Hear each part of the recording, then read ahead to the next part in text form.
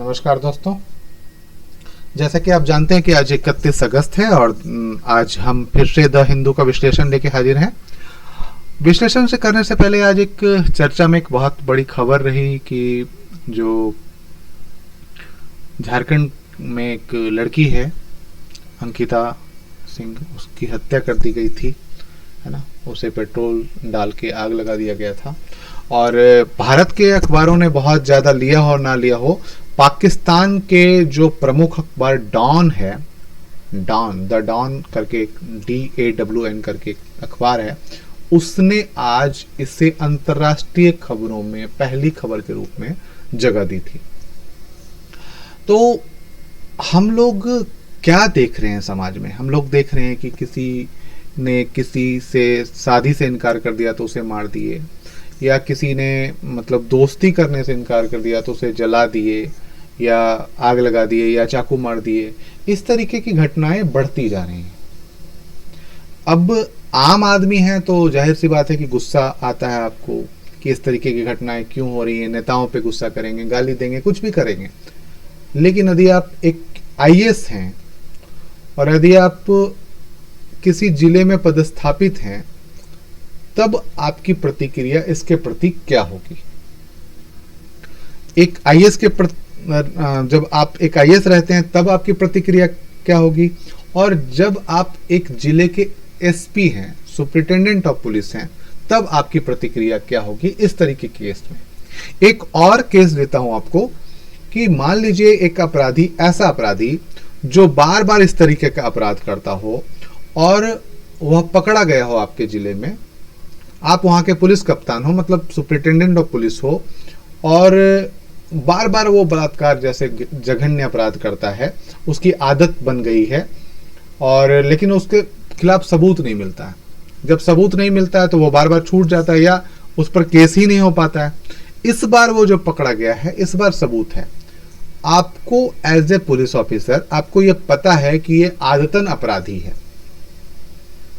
ना, ये आदतन अपराधी है। तो इस सिचुएशन में आपके गिरफ्त में वो आया है, आप क्या करेंगे? उसका एनकाउंटर कर देंगे या आपके पास क्या उपाय हैं? कमेंट में जरूर बताइएगा। कमेंट करिए, क्वेश्चन लिखने का प्रयास करिए या इसके विभिन्न पहलुओं को जानने का प्रयास करिए और हमारे साथ बढ़ते रहिए। पहली जो न्यूज है वो है EWS quota SC to hear pleas on September 13, है ना। EWS quota economic weaker section quota के बारे में जो सुप्रीम कोर्ट की बेंच है वो सुनेगी, ठीक है। इसके बाद जो दूसरी न्यूज है, SC implements RC NCW in personal law case। National human right commission और NCW national commission of women and the national commission of minorities as party in a batch of petition challenging the Muslim personal law practices such as polygamy and nikah halala. इसमें personal law case में उन्होंने party बनाया है national human rights commission को, national commission of women को, ठीक है। तो इस तरीके से आपको यहाँ पे ये बताना पड़ेगा कि पॉलीगैमी या निकाह हलाला किस तरीके से अनकॉन्स्टिट्यूशनल है, या कह रहे हैं कि मान लो कि मुस्लिम पर्सनल लॉ बोर्ड के जो शरिया के अनुसार चलता है उसमें आप कह सकते हैं कि ये तो शरिया के कानून के अनुसार है, तो ये अनकॉन्स्टिट्यूशनल को कैसे है। दूसरी बात ये भी ध्यान रखिए कि भारत में कोई भी कानून, किसी भी प्रकार का कानून हो, यदि वो संविधान के अनुच्छेद के विपरीत प्रभाव रखता है तो वहां तक या उस सीमा तक वो शून्य माना जाता है, ठीक है। इसके बाद जो अगला है वो है Telangana top inflation chart at 3.2% ना। इन्फ्लेशन चार्ट में तेलंगाना जो है वो सबसे ज़्यादा है, सबसे ज़्यादा महंगाई दर है। उसके बाद जो है हरियाणा, मध्य प्रदेश, असम, है ना, इस तरीके के जो 7 से ऊपर हैं। आपको ये जानना है कि हमारे जो महंगाई दर होनी चाहिए वो कितनी होनी चाहिए? 4 ± 2। 4 ± 2 का मतलब 4 + 2 6 हो सकता है, 4 - 2 2 हो सकता है। इससे यदि आगे बढ़ता है तो भी दिक्कत है, इससे अधिक पीछे होता है तो भी दिक्कत होता है ना। ये बहुत इम्पोर्टेंस है, इसको जानिए। और यदि इतनी महंगाई है तो फिर क्या किया जा सकता है, क्या क्या उपाय हैं, कौन सी मॉनेटरी पॉलिसी अपनाई जा सकती है, मौद्रिक नीतियां किस तरीके से तय की जा सकती है, रिजर्व बैंक क्या कर सकता है, केंद्रीय वित्त मंत्री क्या कर सकते हैं, इसके बारे में सर्च कीजिए। इसके बाद है rain wracks havoc on Bengaluru roads. जो बंगलोर है, बेंगलुरु जो भी बोलते हैं ना, जो भी उच्चारण करें, क्योंकि बेंगलोर हुआ करता था, उसके बाद बेंगलुरु हुआ और अब बेंगलुरु ही है, बेंगलुरु।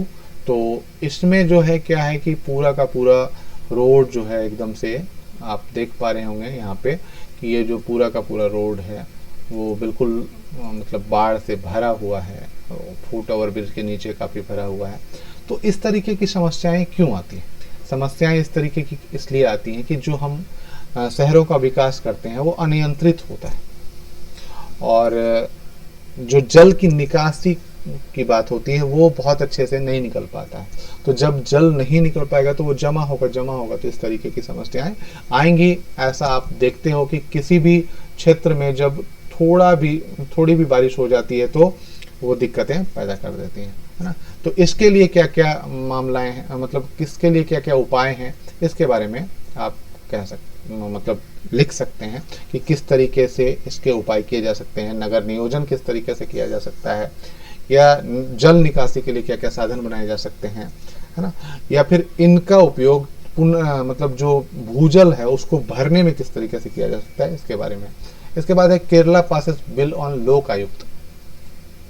राज्य के स्तर पे लोक आयुक्त और केंद्र के स्तर पर लोकपाल। तो लोकपाल के लिए कौन से बिल कैसे लाया गया और लोकपाल क्या काम करता है या लोकायुक्त क्या काम करता है, इसके बारे में थोड़ा पढ़िए। और इसके पहले विसल ब्लोअर के बारे में थोड़ा सा पढ़ लीजिएगा, विसल ब्लोअर कौन होते हैं और क्यों इनकी नियुक्ति की जाती है और क्या इससे फायदा होगा या अभी तक क्या स्थिति रही है, इसके बारे में थोड़ा सा सर्च करिएगा। फ्लड एंड फोज, है ना, बाढ़ के बारे में फिर से हम मामला आ गया है।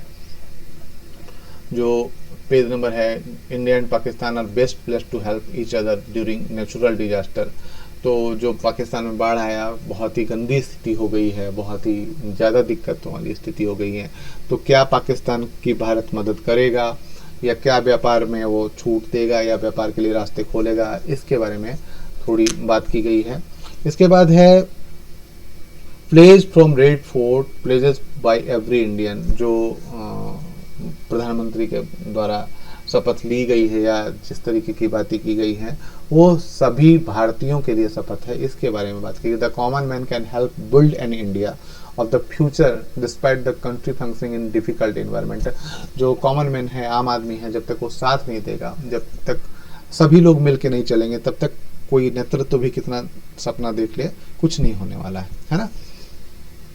उसके बाद है the age of hyper lapse consumerism, है ना।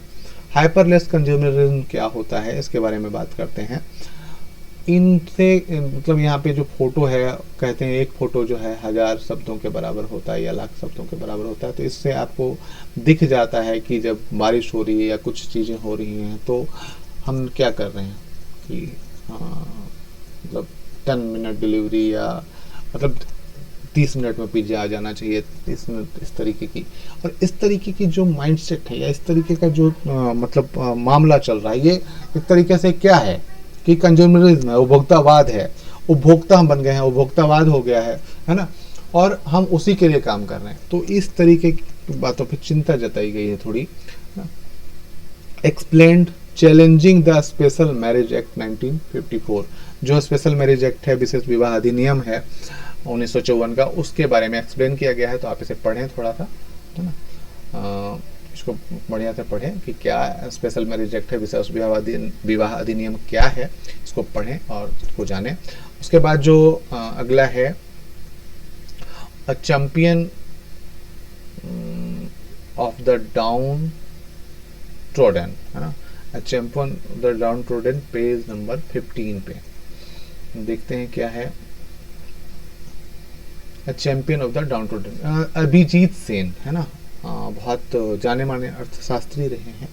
इनके जीवन के बारे में थोड़ा सा जानिए और इन्होंने क्या क्या काम किया है उसके बारे में थोड़ा सा जानिए। तो इनके काम के बारे में मैं भी पूछ दे या किस तरीके से सवाल अर्थशास्त्र का उठा के यहाँ से ले ले, इनके थ्योरीज के बारे में कुछ ले ले, तो इसको आप देखिए। इसके बाद है Brent slide 5% on fears of recession. Brent crude oil जो है वो 5% नीचे खिसक गया है, और किसके लिए, तो मंदी के डर से ये नीचे आ गया है। तो इससे ये है कि हमें फ़ायदा हो रहा है, भारत को फ़ायदा होगा, या जो मतलब तेल निर्यात में कमी आएगी, या जो मुद्रा है, विदेशी मुद्रा भंडार, उसमें थोड़ी बचत होगी, इस तरीके के मामले। उसके बाद है रुपी गेन 39 पैसे ऑन FPI इनफ्लोज, है ना, फॉरेन पोर्टफोलियो इन्वेस्टमेंट इनफ्लो होता है, तो इसके कारण से थोड़ा सा 39 पैसा गेन किया है। और ऑयल प्राइस के भी दाम गिरे हैं, तो इसके कारण से गेन किया है। ठीक है, अभी हमारा जो मामला है वो 79 रुपये 52 पैसे के करीब है, और ये यदि हम पाकिस्तान का मामला देखें तो ये लगभग 221 रुपये है वहाँ के, $1 के बराबर 221 रुपये वहाँ का है, और भारत का 79 रुपये 52 पैसा। तो काफ़ी नीचे चला गया है पाकिस्तान का रुपया, डबल हुआ करता था, वो 3 गुने के करीब पहुँच गया है। तो काफ़ी हालत ख़राब हैं, और इसलिए भारत को मदद करनी चाहिए या नहीं करनी चाहिए, इसके बारे में भी आप देखें। ठीक है, तो आज के लिए इतना ही, कल मिलते हैं। और यदि आपने लाइक सब्सक्राइब शेयर नहीं करते हैं यदि आप, तो प्लीज़ कर लीजिए, है ना। धन्यवाद।